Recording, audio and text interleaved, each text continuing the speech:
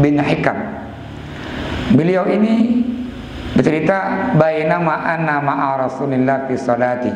Tak kala saya, kata dia, salat dengan bersama Nabi, id atasa rajulun minal qaumi. Dalam salat ada orang yang bersin. Nah, Muawiyah bin Hikam, fakultu yarhamukallah.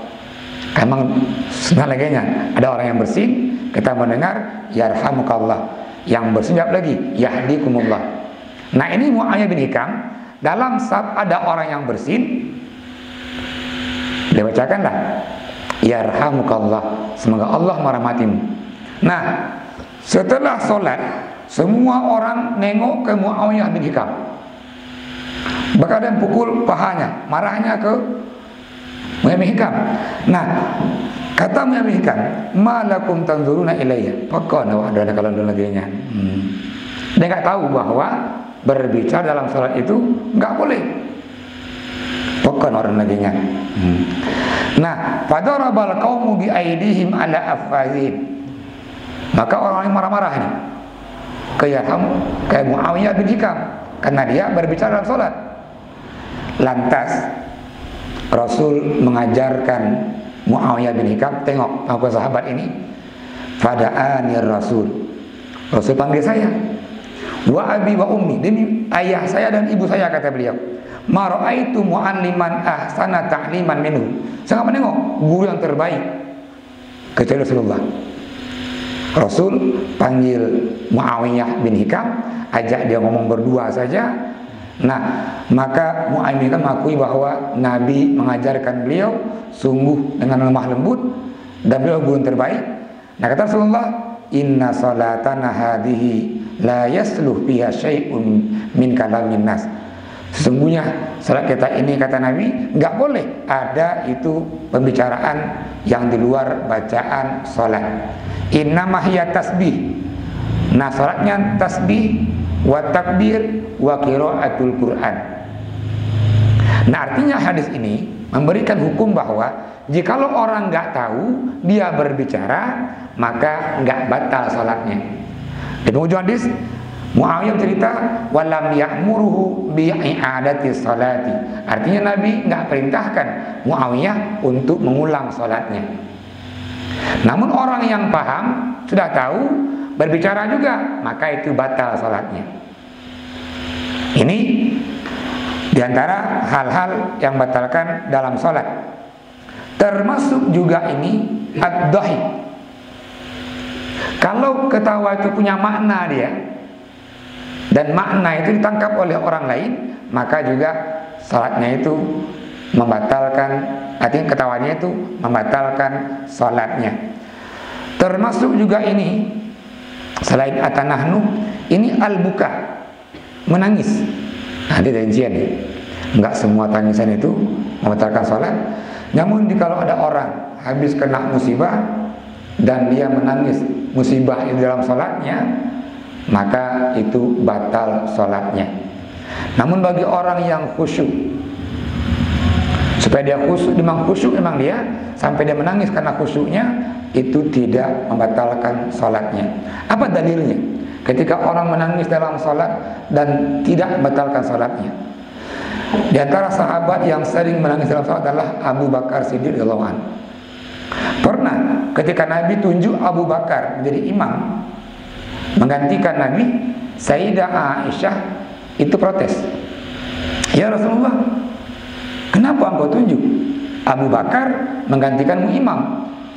Dia orang yang sering menangis dalam salatnya. Nabi jawab, itulah tanda bahwa dia khusyuk salatnya. Nah, kalau begitu tangisan ada dua model tadi. Kalau tangisan orang-orang tadi sebabnya karena musibah tadi dia menangis dalam salat, maka itu batal salatnya. Namun dia menangis ini karena khusyuknya dalam salat, maka itu tidak membatalkan salatnya.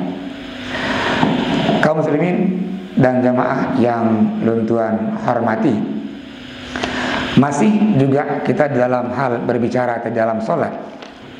Ini juga hadis menjelaskan dari sahabat Abi Hurairah, bagaimana jikalau nanti imamnya setelah Al-Fatihah, imamnya kemulai, misalnya mulai ini dengan ayat alam tarokai fa fa'ala rabbuka bi ashabil fil misalnya. Nah setelah itu imamnya ragu nih, berhenti dia. Apakah kita makmum itu boleh melanjutkan ayat itu mengingatkan imam, atau kita tunggu dulu, atau bagaimana? Nanti kalau kita baca ayat, kan juga ini dua bacaan kita. Tadi bentuk imam, imamnya ragu nih. Setelah ayat itu apalagi ayatnya. Nah imam tadi, makmumnya apakah mengingatkan, atau makmumnya tadi diam saja, atau bagaimana? Maka 4 mazhab berikhtilaf ini. Dalam mazhab Hanafi itu nggak boleh, karena dia bacaan, bukan bacaan dia, bacaan imam. Nah ketika orang memulai, maka tujuannya mengajarkan imam. Nah ucapan mengajarkan imam itu nggak boleh dalam mazhab Hanafi. Dalam mazhab Maliki itu makruh, karena bacaan ayat tadi bukan bacaan dia, bacaan imam. Namun dalam dua mazhab Asy-Syafi'i dan Hambali itu dibolehkan untuk mengingatkan imam. Termasuk pertanyaan Pak Kecil yang kali ikut, bagaimana orang ketika dia setelah Al-Fatihah, Al-Fatihah long, gitu kan? Apakah ini perlu protes? Nggak usah. Artinya bacaan Al-Fatihah juga dia bagian dari bacaan Al-Quran. Makanya nggak usah protes. Ini namun setelah sholat atau dalam sholat, ini hadis menjelaskan kalau imamnya lupa, maka memberikan pilihan bagi laki-laki falitasabbah, artinya tasbih subhanallah, mengingatkan imam. Bagi perempuan itu memukulkan punggung tangannya, mengingatkan imam. Dua cara berbeda ini.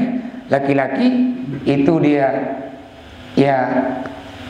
di kalimah subhanallah ingatkan imam, yang perempuan cukup dia dengan pukulan tangannya. Ini mungkin dalil yang diambil sebagian ulama bahwa kenapa nggak perempuan nggak boleh mengucapkan dia subhanallah. Dikatakanlah bahwa perempuan itu suaranya aurat, namun tepatnya perempuan suaranya bukan aurat, kecuali suara itu menggoda lawan jenisnya atau munculkan syahwat lawan jenisnya. Kalau seandainya suara perempuan itu aurat, maka Sayyidah Aisyah istri Nabi setelah Nabi wafat, beliau banyak mengajarkan para sahabat. Ada dari fikih Aisyah ini.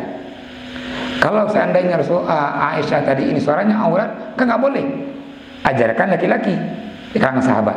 Namun Aisyah ajarkan tadi para sahabat itu agama.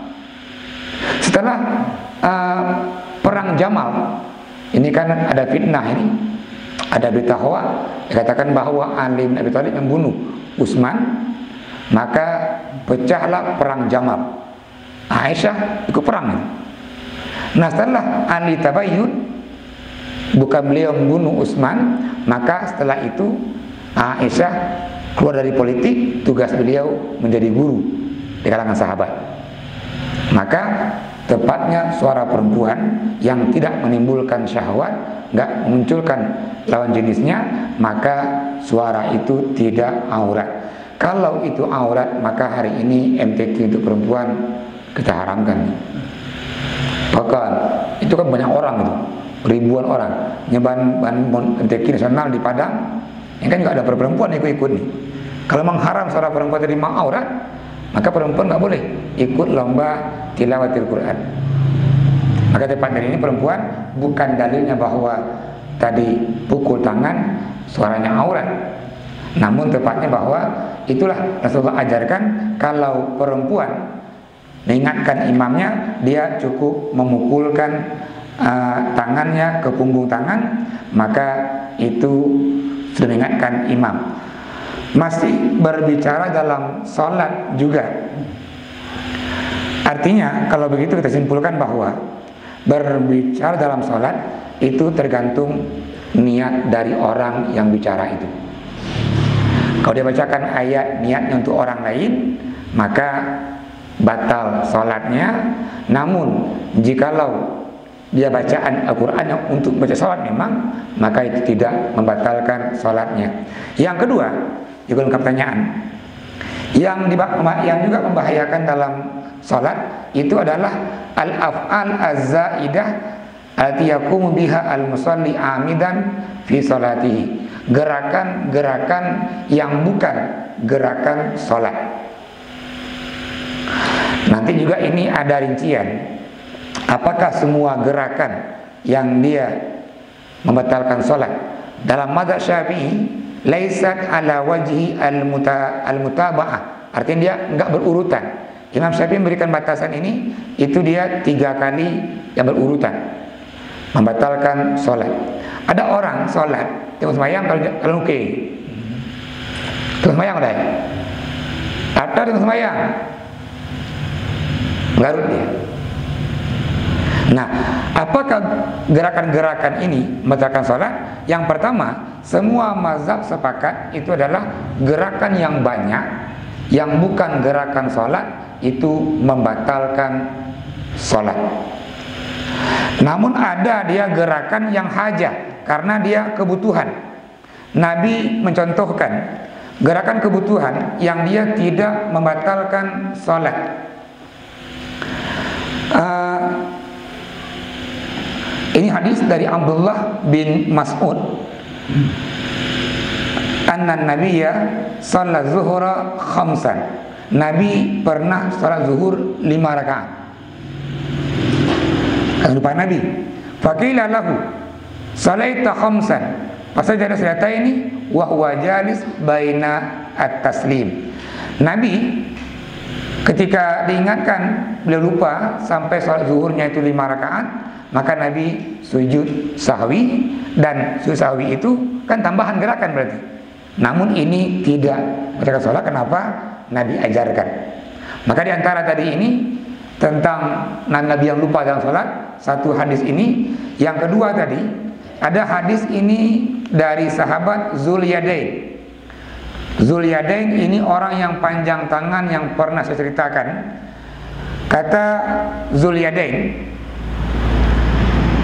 dia bercerita, ini hadis dari Abi Hurairah, diriwayatkan oleh Imam Bukhari, Imam Muslim dengan sanad yang sahih. Cerita dari sahabat Zulyadain, anna nabiyya insarafa min isnain. Nabi pernah sholat yang 4 rakaat, namun Nabi sholatnya itu 2 rakaat. Tepatnya ini sholat asar, Nabi amalkan 2 rakaat.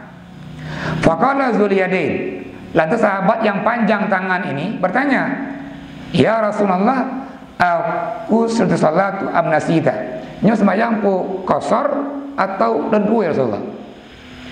Nyo asar 4 rakaat jadi 2 dia. Nah kan juga nanti qasar, mengqasar meringkas, yang 4 boleh jadi 2. Nah ini sahabat ragu, Rasul mengamalkan asar di Madinah itu 2 rakaat. 2 rakaat Nabi salam. Nah, maka sahabat Zulyadain bertanya, ya Rasul, nyo sembahyang qasar atau dana duo? Terus faqala Nabi li ashabi, ahaqqu ma yaqulu Zulyadain. Betul, kebetulan Zulyadain kita sembahyang asar 2 rakaat. Sahabat termasuk Umar, Abu Bakar dan Ali mengangguk, iya ya Rasul. Lantas tengok hadisnya. Terus faqama Rasulullah, lantas Rasul berdiri dan ngajak semua sahabat lagi untuk berdiri. Fa shalla rak'ataini ukhrayataini, lantas Nabi salat tambah 2 rakaat lagi. Summa sajada lisahwi, Nabi sujud sahwi wa sallama, tutup dengan salam. Ini kan ada pembicaraan nih. Ada pembicaraan tadi. Nabi 2 rakaat, Zulyadain berbicara, Nabi menjawab. Bahkan ada sini nih komunikasi ini. Namun ini dilakukan setelah salam, walaupun sholatnya baru 2 rakaat. Maka untuk sujud sahwi yang seperti ini, untuk ingatkan tadi imam, contoh saking gabu bak belang muronyo sampai asarnya itu 3 rakaat misalnya. Asar 2 rakaat. Oleh 2 rakaat tahiyat, go berdolong, pergi kabeh. Kasalim punya. Assalamualaikum. Berarti 3 rakaat asar. Kurang 1. Tapi kan dukungmu. Nyo tang bunuh baru 2 rakaat. Nyo ya. Berdoa mah. Berdolong. Tambah untuk 1 rakaat lagi. Namun jangan lupa berdiri 1 rakaat lagi. Nah, tahiyat akhir sebelum salam sujud sahwi 2 kali baru salam. Inilah yang pernah Nabi amalkan, yang diprotes oleh diingatkan sahabat ini Zul Yadain.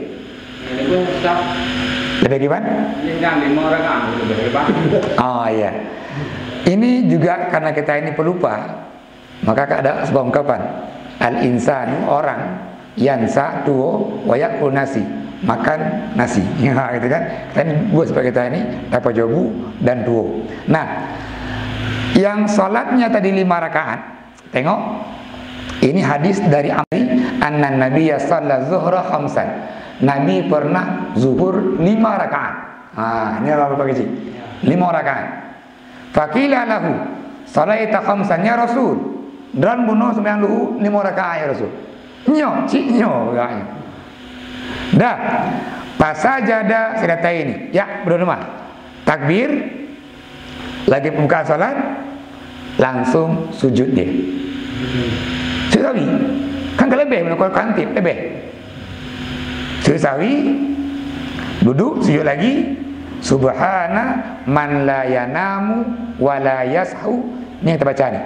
Ketika kita sujud sahwi, subhana alladzi la yanamu wa la yashu. Maksudnya Allah yang enggak tidur dan juga yang tidak pelupa. Tadu baca lego. Sujud long, baca lego long, duduk baru salam. Artinya apa kecil?